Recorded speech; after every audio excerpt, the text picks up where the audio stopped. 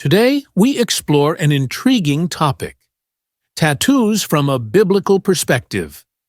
What does the Bible say about tattoos?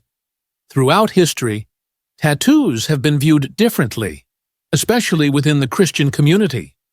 They've been linked to pagan practices and personal artistic expression.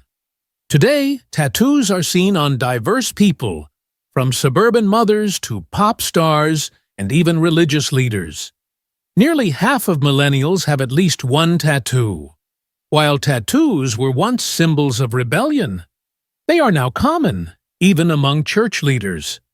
But what does the Bible say?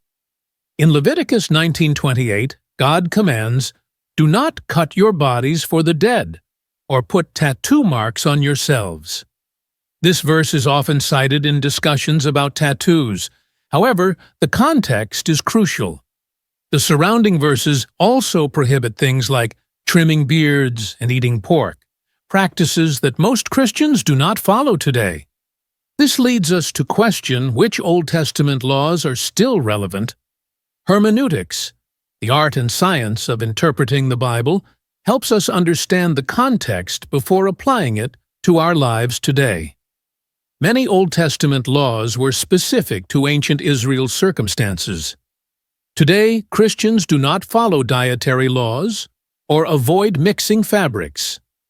Jesus declared all foods clean in Mark 7:19, and the New Testament releases us from the old Jewish laws.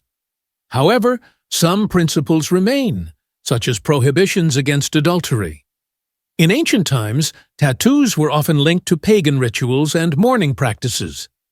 God prohibited tattoos to separate the Israelites from these practices. But do these concerns still apply today? In modern society, tattoos are more about personal expression and identity rather than pagan worship. Tattoos are permanent and can pose health risks. It's essential to consider why you want a tattoo and what it represents. Our bodies are temples of the Holy Spirit, as stated in 1 Corinthians 6:19-20. This principle suggests that any tattoo should honor God. The Hebrew word kaka, translated as tattoo in some Bibles, can also mean incision or mark. Scholars generally agree that it refers to permanent skin markings. Historically, tattoos marked slaves or were part of pagan worship. Today, these associations are less common. Some Christians argue that tattoos violate the sanctity of our bodies, but this interpretation doesn't fully account for the context. More likely, the Old Testament prohibition aimed to distance the Israelites from pagan practices. Some interpret the mark of the beast in Revelation as a type of tattoo. However, Revelation 14:1 describes the redeemed with God's name on their foreheads, suggesting that tattoos themselves aren't inherently sinful. If you decide to get a tattoo, consider the content and placement. Avoid tattoos associated with idolatry or paganism. Think about how your tattoo might affect your testimony and relationships within your faith community.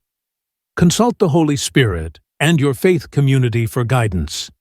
In summary, the Old Testament prohibition of tattoos likely aimed to separate the Israelites from paganism and slavery.